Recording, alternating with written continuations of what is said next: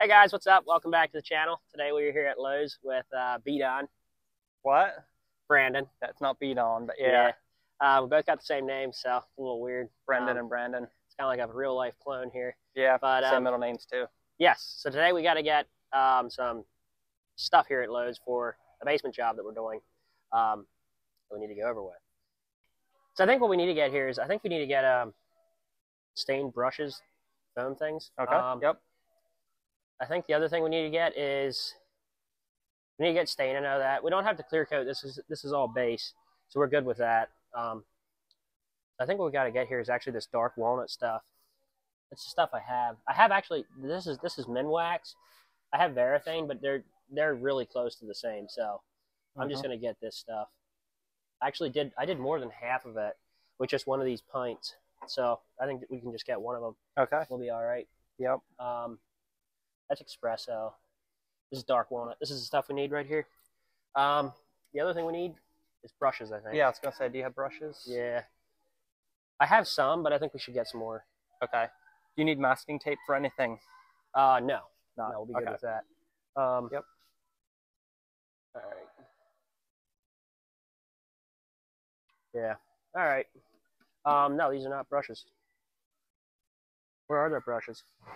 I'm not sure. Maybe they might be on the other side. Yeah. All right. You can. So I think what we need here is I think we're gonna go with brushes. You can get rollers for it, but I don't think we're gonna do that. We have to get some rollers for our build-ins that we're doing.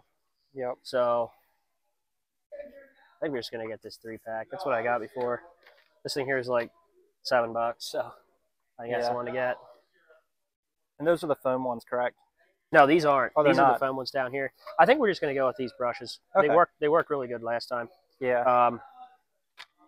The foam ones are a little hard to get into this container here. Okay. So Gotcha. All right. 14. They're all the same, I think. Maybe they're not. Okay. You can. All right. So we got everything we need here at Lowe's. We will meet you guys over there at the basement. Maybe they're back at the basement shop today. We got all our wood laying out here from the other night. I think it got a little. Looks like it got a little bent.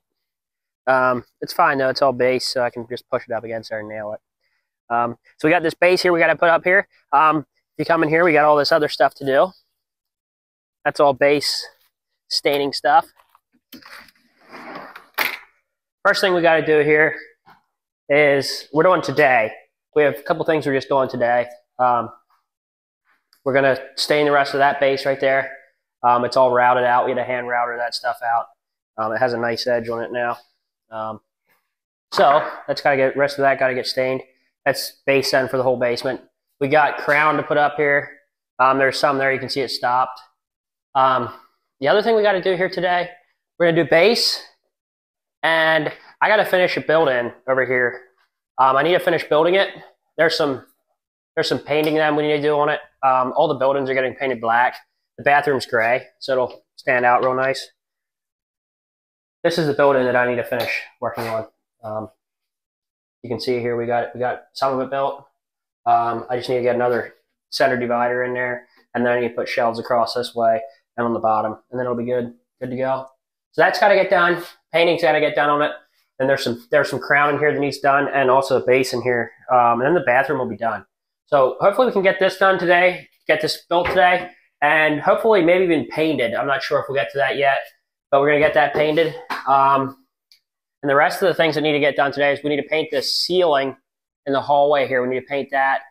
There's some paint there on that box out there that needs done. The kitchen here, ceiling needs to get painted. You can see there, I didn't even put drywall corner bead up. The crown's going to just cover that all. The crown's never going to come off either, so it's just covered up with the crown, so it's fine like that. That's basically the thing we need to do today is we need to paint the rest of the base, finish a build-in, and then paint in here if we have time for it. So that's what we're going to work on today. You come over here, we're going to take some of this base out. It's easier to do it outside because then you can just, it doesn't make a mess on the floor. It's a little hotter out there though, but So you kind of run into a problem with when you're putting on your stain. If you do a whole board and then wipe it off, the first part that you did already is almost dry already. So it works almost best if you do it. You can find a shady spot of some sort, or just do half a board, wipe it off, and then do the other half. I'd probably just find a shady spot because then you can work in that too. So yeah, that's what we have to do today. Just take some of this stuff out, set it up out there. Wow, that's dark. I think it's still the same though. Yeah. Doing this on a hill might not be the best idea. Yeah, this stuff here, if you get it on your hand, don't worry, you can get it off with paint thinner. That's what I like doing, is just do it like that. Get a bunch on there. Get a bunch on. Just like that. You get it on the buckets, it doesn't matter. They're basically there just to hold it. The longer you leave it on there, the darker it gets. Kind of got to go with how long it. Just do one and see how it looks, and then maybe do another one. You know, leave it on a little longer if you need to. I don't really think they're not really dark. I know with this heat to it, doesn't take long. Yeah, that'll dry off pretty well. This is a different brand though. I think the other brand actually had a sealer in with it.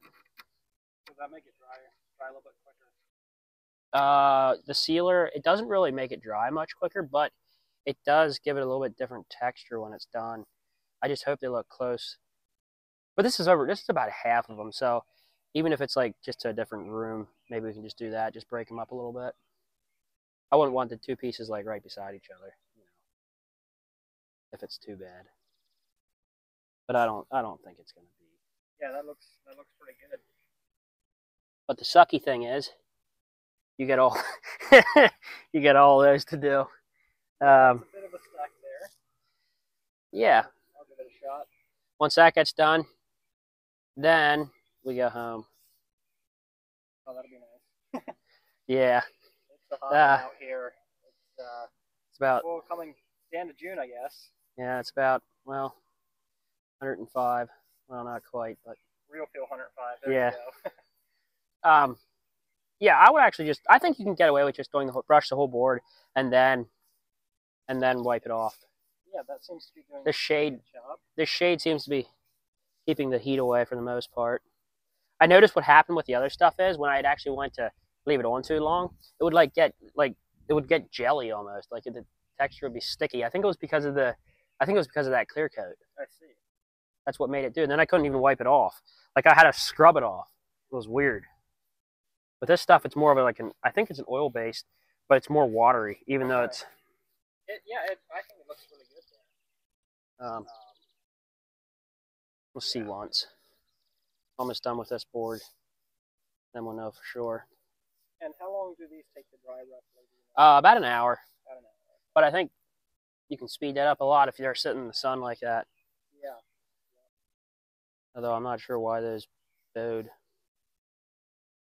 If they weren't completely dry from factory, that can be why. Then what you do here, you start up here where you started, take a paper towel, and then just wipe it off like that. Just the excess, pretty much? Just the excess, yep. Okay. Yeah, you can definitely do a whole board. Yeah. Yeah, that seems to... Yeah, I like that. That's a nice finish. After you put it down. Yeah, it looks nice. That's a beautiful stain there. Yeah. So I think what we're going to do, we're going to stain all these with this, and then if you get done here, you can start installing them. Or get some painting done. Whichever. Yeah.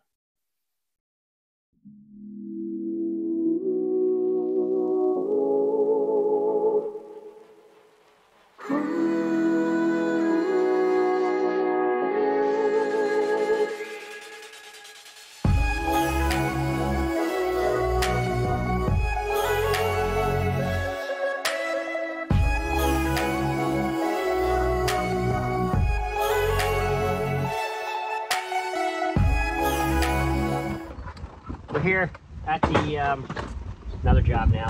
We got to install a door. So we're getting our stuff for a door. We have to put an exterior door where there was none. Actually, there was a window there, and we just cut the window down to the floor. So now we have a door hole there. So pretty cool, you know. Just putting a door there. All right, it's good to install a door. Back through here. Like I said, we have a. This actually used to be a window where the door is. Yeah, right here. Used to be a window there. It's kind of weird, but there wasn't a window there like that one.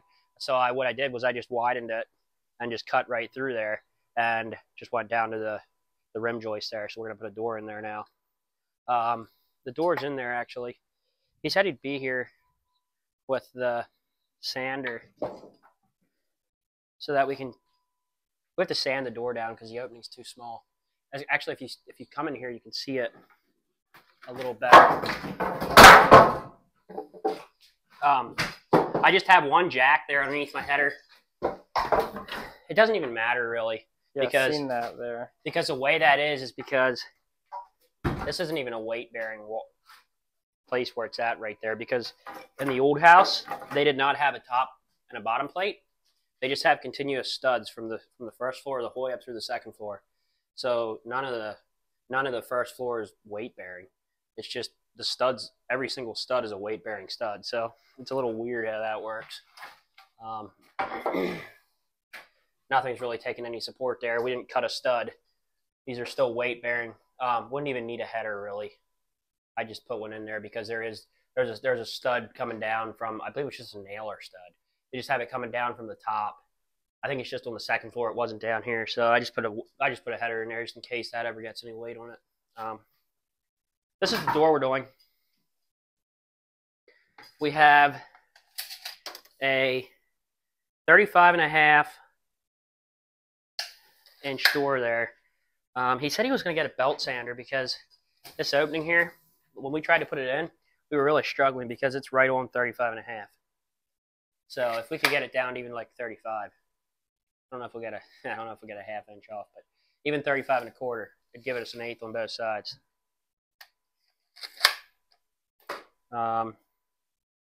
Yeah. So what we got to do to our header here, because we don't really have anything to support it, is we're running some structural lags in through the side into our king stud, existing king stud. We can get this thing started. You can see we did this there on that side. There we go. Just bolted it, just lagged it into our king stud. And I just managed to put a nail in my shoe.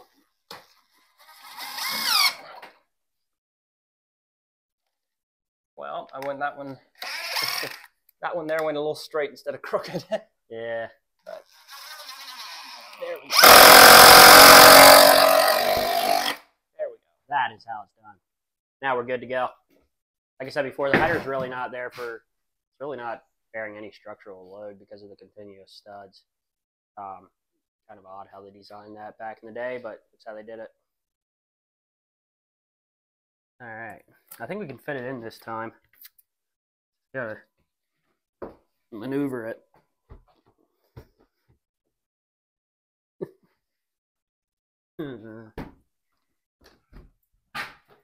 Yeah, it'll go.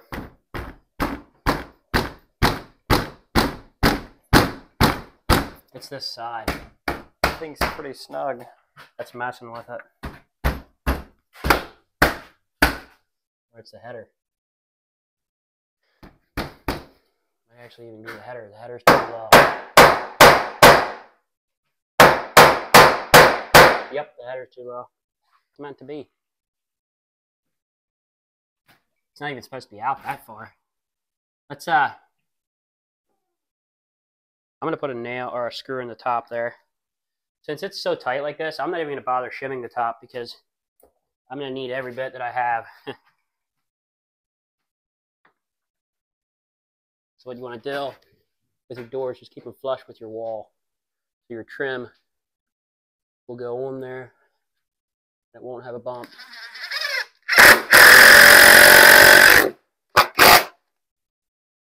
Now, hit the bottom out where it needs to be. Let's even see what it looks like. I mean, if we can keep it like that, that's perfect. That's actually kind of rare. The opening must be perfectly, square.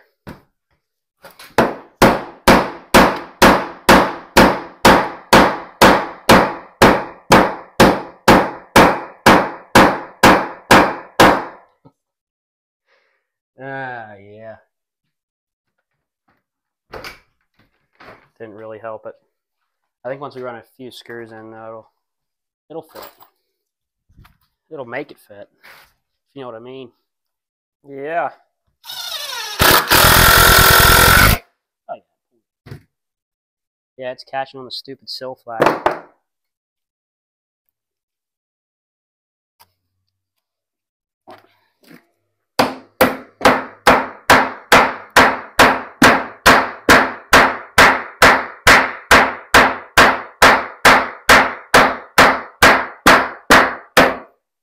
Actually might be too hung up.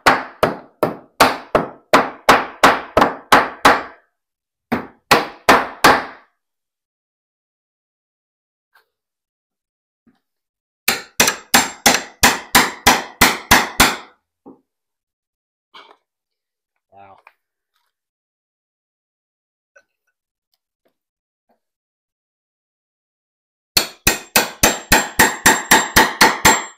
It's tight enough, man.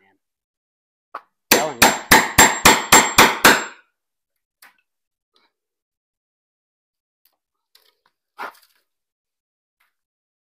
I'm about to pry out. Same time I'm hitting in. Where is the other hammer?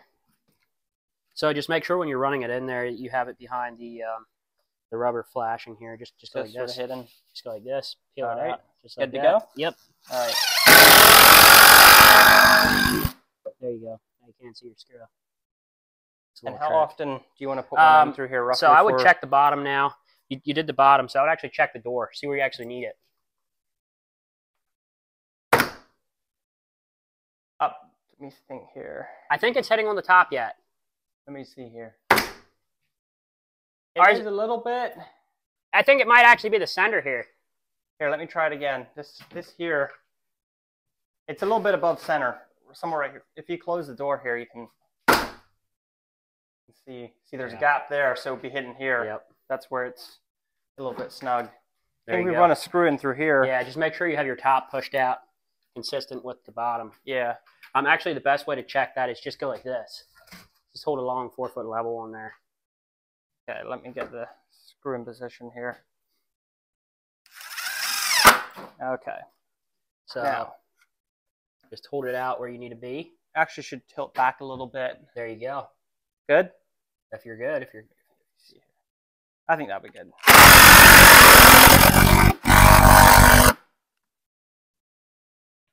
Okay.